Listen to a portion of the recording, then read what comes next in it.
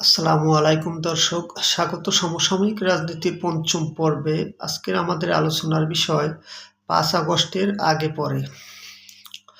দর্শক, বৈষম্য বিরোধী আন্দোলনে আমরা যে ৫ আগস্ট অর্থাৎ নতুন একটি দেশ পেয়েছি, নতুন বাকস্বাধীনতা পেয়েছি।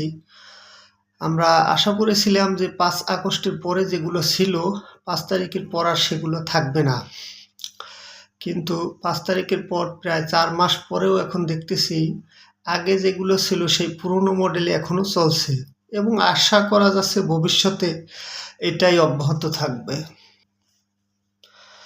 আগে আওয়ামী লীগের আমলে দেখতাম বিরোধী দল কোনো সভা সমাবেশ করলে তারাও পাল্টা কর্মসূচি দিত এবং শান্তি সমাবেশ নামে তারা আরেকটি সমাবেশ করত। বর্তমানে ঠিক সেই রকমই দেখতেছি। কোনো দল সভা সমাবেশ করতে চাইলে আবার বিরুদ্ধে আরেকটা দল সমাবেশ করে, অর্থাৎ ৫ তারিখের আগে যেটা ছিল সেটা এখনও আছে। আগে দেখতাম আওয়ামী লীগের আমলে বিএনপির কার্যালয় অবরুদ্ধ, তারপরে অনেক রাজনৈতিক দলের কার্যালয় অবরুদ্ধ ছিল, তালাবদ্ধ ছিল। এখনও সেটাই দেখতে পাচ্ছি। জাতীয় পার্টির কার্যালয়ে আগুন দেওয়া হলো, যদিও আগুন দেওয়া বাংলাদেশের ইতিহাসের আগে হয়তো কখনো ছিল না। অর্থাৎ আমরা এটা আগে যেটা ছিল এখন বর্তমানে সেটাই পেলাম। রাজনৈতিক দল নিষিদ্ধ। হ্যাঁ, ৫ তারিখের আগে আওয়ামী লীগ জামাত ইসলামকে নিষিদ্ধ করেছিল এবং ৫ তারিখের পরেও আমরা দেখতে পেলাম রাজনৈতিক দল নিষিদ্ধ করার কিছু পায়তারা শুরু হয়েছিল, কিন্তু অন্যান্য দলের চাপের কারণে সেগুলো আর হয়নি। তারপরে দেখলাম নির্বাচন সংস্কার কমিশনে বাংলাদেশে বর্তমানে রাজনৈতিক নিবন্ধিত দল আছে ৫৩টি, সেখানে তারা মাত্র ২২টি দলের কাছে প্রস্তাবনা চেয়েছে। এটা কি বৈষম্য দূর হওয়ার মতো? ৫৩ দলের ভিতরে হয়তো আওয়ামী লীগ বা তাদের অনুসারী ২-৩টে দল বাদে ৫০টা দলের কাছে চাওয়া উচিত ছিল, কিন্তু তারা কি করলো, মাত্র ২২টা দলের কাছে প্রস্তাব চেয়েছে এবং ২২ দলের প্রস্তাবেই নতুন কমিশন গঠনও হয়েছে। তাহলে এতে কি বৈষম্য দূর হলো? ৫ আগস্টের পরে আমরা কি পেলাম? সেই আগের জিনিসই তো পেলাম। আগে আমরা কিছু দেখেছি হলুদ সাংবাদিক, পাচাটা সাংবাদিক, যারা তখনকার সরকারের গোলামি পাচাটা ছাড়া আর কিছুই করতো না। বর্তমানে ঠিক সেই একই অবস্থা অব্যাহত আছে। লুটপাট, চাঁদাবাজি, এগুলা মোটামুটি সব কিছু জানার পরও কেউই নাম সহকারে ওই রকমের প্রতিবাদ বা টকশোতে আলোচনা বা ব্যাপকভাবে ওই রকমের কিছু করার সাহস পাচ্ছে না। দর্শক, লুটপাট, চাঁদাবাজি, রাহাজানি এগুলো ৫ তারিখের আগে যেভাবে ছিল সমানতালে এখনও আছে, কিন্তু কিছু মানুষের পরিবর্তন হয়েছে। আগে একটা গ্রুপ এই কাজগুলো করতো, বর্তমানে আর একটা গ্রুপ করে। এখনও বাজারে গেলে দোকানদার এখনও বলে যে ভাই আগের মতোই চাঁদাবাজি হচ্ছে, আমরা প্রতিদিন নির্দিষ্ট হারে আগের মতোই টাকা দিচ্ছি, কিন্তু আগে টাকাটা যারা নিত এখন তারা নেয়, এখন নতুন কোনো কেউ নেয়। তাহলে ৫ তারিখের পর আমরা কি পেলাম? সেই ৫ তারিখের আগেরটাই তো অব্যাহত আছে।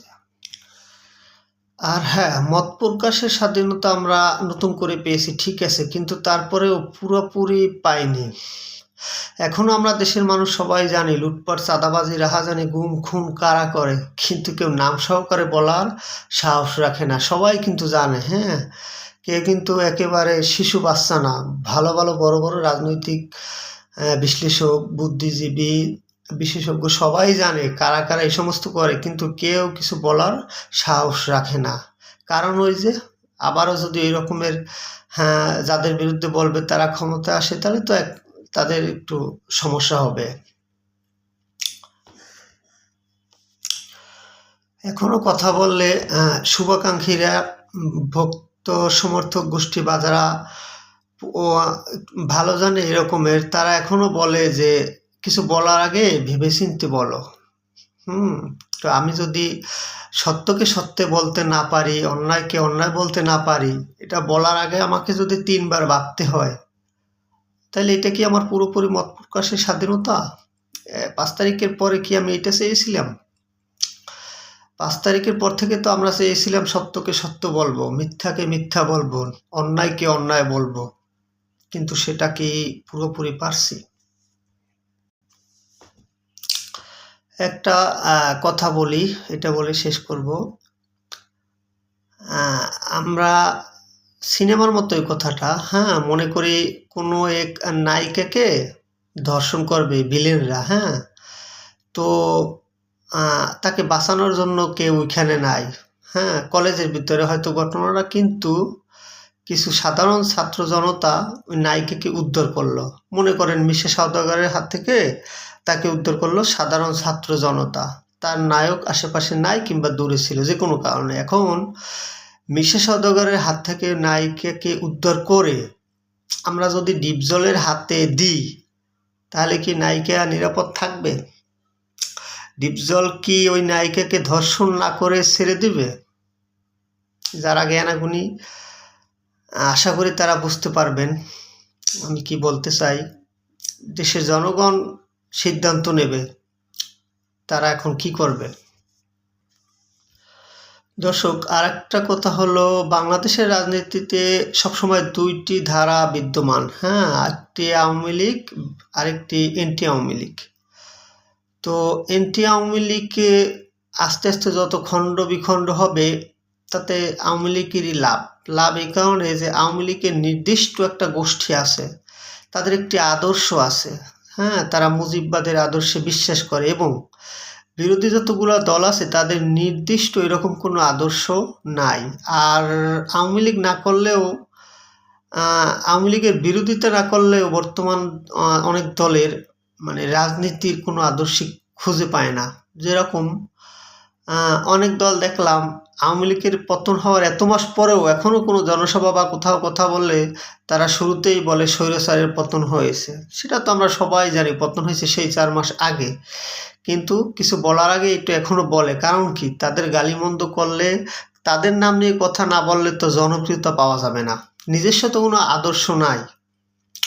তো এই জন্য বলি যে আওয়ামী লীগের আসলে সত্যিকার একটা আদর্শ আছে। তারা রাজনীতি যদি নাও করে আগামী 2-4-5 বছর, তারপরেও তারা রাজনীতিতে থাকবে। সেটা অন্যান্য দলগুলা তাদের নিজের স্বার্থের জন্য তাদেরকে বাঁচিয়ে রাখবে।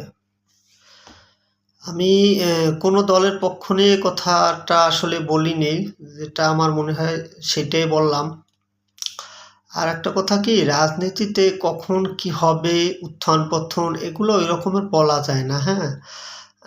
জামাত ইসলামের আমির শফিকুর রহমান জাসদ ছাত্রলীগ থেকে জামাত ইসলামের আমির হয়েছে। অতএব কে কোথা থেকে শুরু করলো, কোথায় শেষ হবে, এটা আমরা কেউ পুরোপুরি জানি না। তো এই জন্য আমাদের সুদীর্ঘ সময় অপেক্ষা করতে হবে, হ্যাঁ, কোথাকার জল কোথায় গিয়ে শেষ হয়। দর্শক, আজকের এই পর্যন্ত। আশা করি ভবিষ্যতে কোনো ভিডিওতে দেখা হবে। আসসালামু আলাইকুম।